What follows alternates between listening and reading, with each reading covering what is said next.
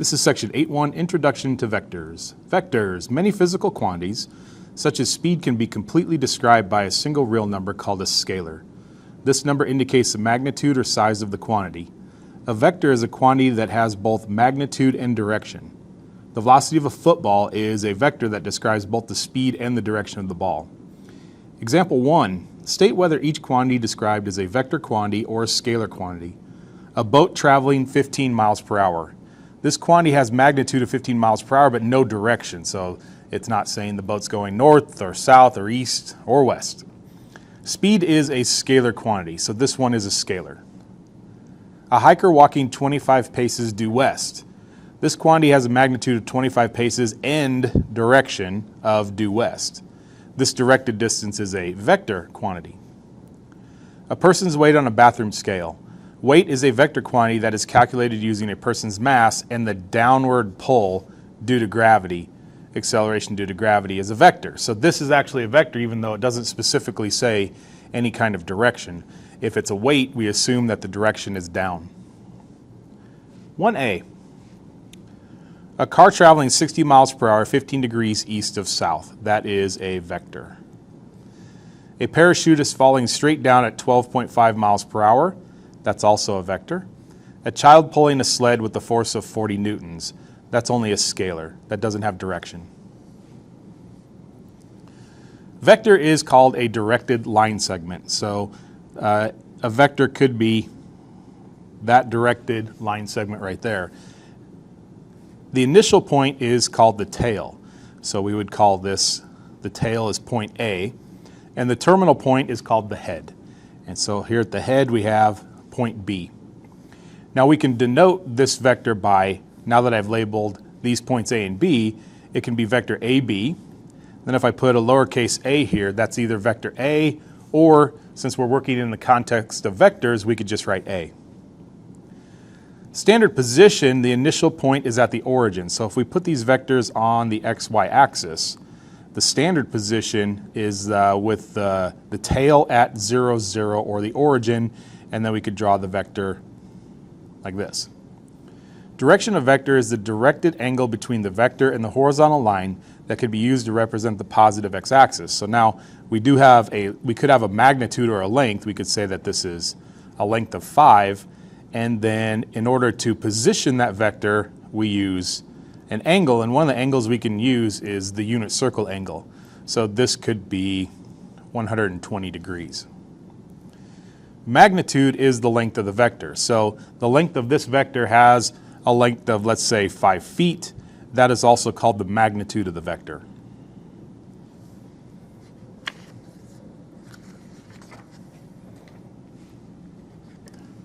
Zoom in a little bit.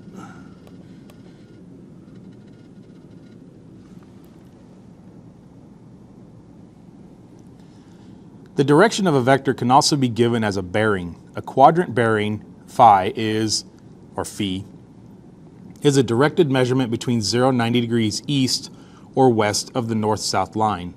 The quadrant bearing of vector v shown is 35 degrees east of south. So here's the vector right here. What they call it a quadrant bearing could be 35 degrees on the right side of south or on the east side of south. So there's the 35 degrees right in there. So that is 35 degrees. A true bearing is a directional measurement where the angle is measured clockwise from north.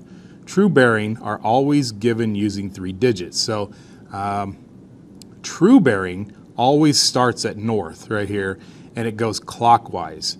So this would be a true bearing of 145. So a direction that measures 25 degrees clockwise from north would be written as a true bearing of 025. So 025 would be probably somewhere like that. There's 025 degrees on a true bearing. Use a ruler and a protractor to draw an arrow diagram for each quantity described. Include a scale on each diagram. Now, I know that this is very unusual circumstances. You're at home and hopefully you have access to a ruler and maybe you have access to a protractor. But if you don't have access to a protractor, don't worry about it. If you don't have access to a ruler, I'm not really concerned with that. If you do have access to a ruler, then I would like you to just estimate the degrees. Then we can actually draw the length with centimeters, is usually what we use. If you don't have access to a ruler or a protractor, then we can do this. You take a piece of paper, I'm going to zoom out, or that's zoom in, zoom out here, and you probably have some sort of straight edge somewhere, I would imagine, but you can make a straight edge pretty easily by just folding a piece of paper in half twice. Like that, and like this, and really shove it down there, and then now you have a nice straight edge, and maybe you can estimate some of this. And for right now, for the purposes of the class right now, that's fine. We just need an estimation. But if you have the tools that I'm going to use, that sure would be handy. I'm not too worried about this part of the section anyway. But I'm going to show you using the tools that we would use if we were here, and then you can use whatever tools are available to you. All right, so use a ruler and a protractor to draw an arrow diagram for each quantity described. Include a scale on each diagram. So we want 20 feet per second at a bearing of 030. So let's say 1 centimeter is equal to 5 feet. So I want to draw 4 centimeters, but at a bearing of 030. Now, a true bearing is we always look at north. We always go from north and then go clockwise. So clockwise, there's 10, 20, 30. There's 30 degrees right there. So I make a little mark. And by the scale that I've given, I want to draw this 4 centimeters. So here's the mark. Okay, I lost the mark. It's one of these two. Up here, right there. It's that one right there. All right. So now we got to draw this 4 centimeters. Oop, that's the inch side. 1, 2, 3, 4. There we go. All right. How about 75 pounds of force at 140 degrees to the horizontal? 140 degrees to the horizontal, 75 pounds, 1 centimeter is equal to 25 pounds, like that. But 140 degrees to the horizontal. Let's say that we just had paper. That's all we had. Well, let's go with, what if you have access to a ruler? We're going to go at 140 degrees. I don't know. This is halfway would be 135. So I need a little bit farther than that and draw 3 centimeters. So a little bit farther than half. What would be half? About right there. Maybe a little farther. And we go 1, 2, 3. There we go. So that's if you just have a ruler. I wonder how far off I am. Let's see. Oh, I probably drew it about, what was I supposed to draw at 140? I probably drew it about 145, 142. That's not that far off, actually. Z equals 30 miles per hour at a bearing of 60 degrees west of south, or southwest, 60 degrees west of south. 30 miles per hour. How about 1 centimeter is equal to 10 miles? So I'll have to draw it 3 centimeters, but now 60 degrees west of south. 60 degrees on the west side of south. So there we have it lined up. 10, 20, 30, 40, 50, 60 over here. This is on, I'm on the west side. Yeah, on the west side of south, right there. 3 centimeters. Go 1, 2, 3, like that. And then if you don't have a protractor, estimate it. If you don't have a ruler, estimate both. What I want you to know is where that is. What does south 60 degrees west mean? What is 145 degrees to the horizontal? That's the unit circle right there. That's the same as a unit circle. So we're going from the positive x-axis. And then a bearing of 030 is from north. So from north, this right here is the 30 degrees. Oh, and I want you to label it. So I want you to label the degrees. So we have 30 degrees there, This is the 140 right there. And then I want you to label this right here, 60 degrees. So no matter how you're doing this, as long as you put the label, then that's what it is. And it just has to be in the general vicinity of the proper angle. And we'll call that good.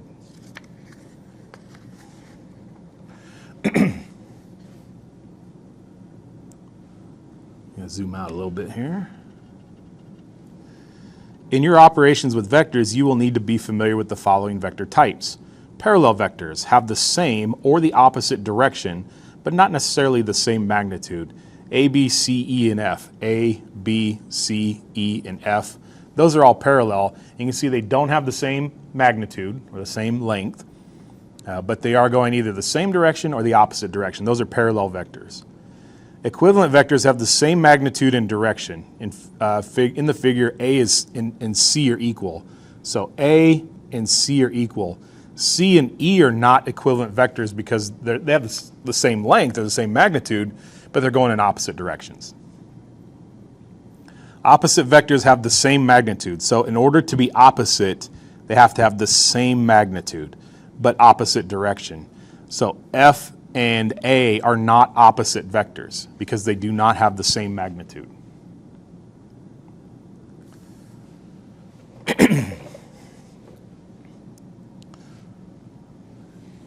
Find the resultant of two vectors. Orienteering. In an orienteering competition, Tia walks north 50 degrees east for 120 feet and then walks 80 feet due east. How far and at what quadrant bearing is Tia from her starting point? So now if you have the proper tools for this, this is how you would do it. Otherwise, just draw it the best you can. If you have a ruler, you can use the centimeters and approximate the degrees. If you don't have any of that, just use a straight edge, and just for the sake of the homework, just give me an idea of what this problem would look like. So we have to start somewhere. I'm going to use the proper tools that we would have if we were in class. All right, how about, what if we go 1 centimeter is equal to 10 feet? Let's see, what's 12 centimeters? Yeah, that'll work. I can fit that on here, I believe. We'll give it a try. We'll give it a shot. So we have to start somewhere. And now if I'm going to go east and then I'm going to go more east, that's to the right. So I want to start this.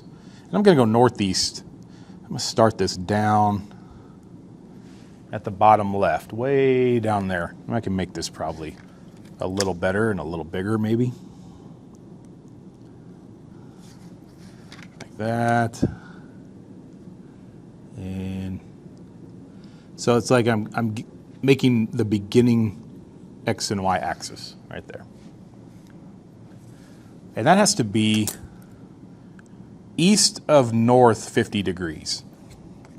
So east side of north 50 degrees. I'll try to keep this on the screen the best I can.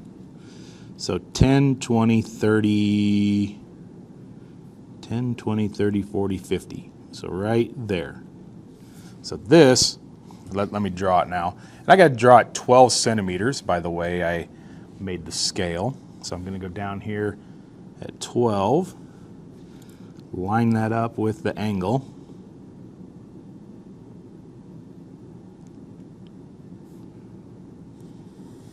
That takes me all the way up here. That's probably a little too long, but that's all right. It goes way off the page, way up there into the problem. But now it's like we draw a brand new XY axis like this, brand new there, and we're adding vectors together. And now we go due east 80 feet, so 8 centimeters. Oh, I just made it. I was almost all the way off. So now we're going to go this way, due east 8 centimeters, like that. And then it says, how far and what quadrant bearing is Tia from her starting position?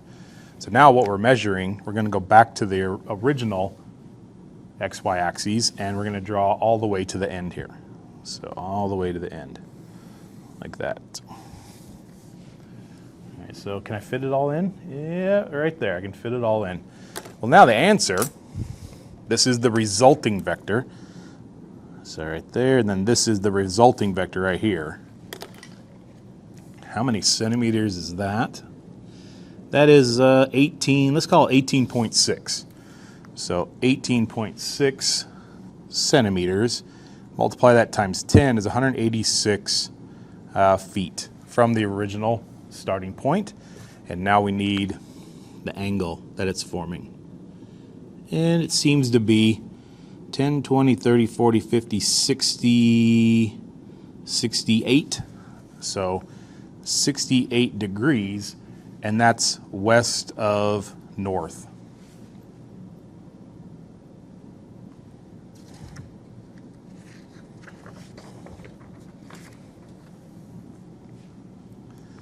Find the resultant of each pair of vectors using either the triangle or parallelogram method. State the magnitude of the resultant to the nearest centimeter and its direction relative to the horizontal. So now here's where, if you don't have the tools, you're just going to have to, well, you can mark it off like this. If you don't have the tools for this, we can mark how long this is, like that, and then you just kind of have to estimate the actual angle. So what do we do relative? Find the result of the pair of vectors using either, so we're adding these two together. So we're taking V plus W, and here we're taking A plus B. So we're adding the vectors together.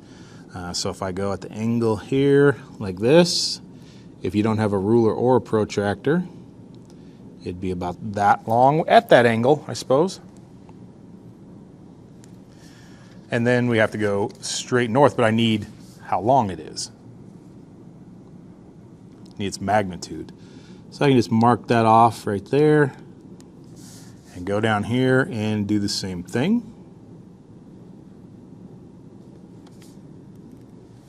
And here's the resulting vector right here from the very beginning to the very end.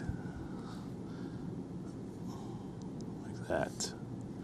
Right there. I don't know. I mean, how many degrees do we think that is? I think it's, well, it says 61 degrees. I was kind of guessing 60 degrees until I looked at that and it's like, oh, it's 61. So that should be 61 degrees, and I don't know, let's take a peek here. So I'm more at like 55 degrees on this estimate, so it was a little off. But if I'd have had the tools, if I'd have used the tools, then it probably would have been much more accurate. How about this one over here if you have no tools whatsoever?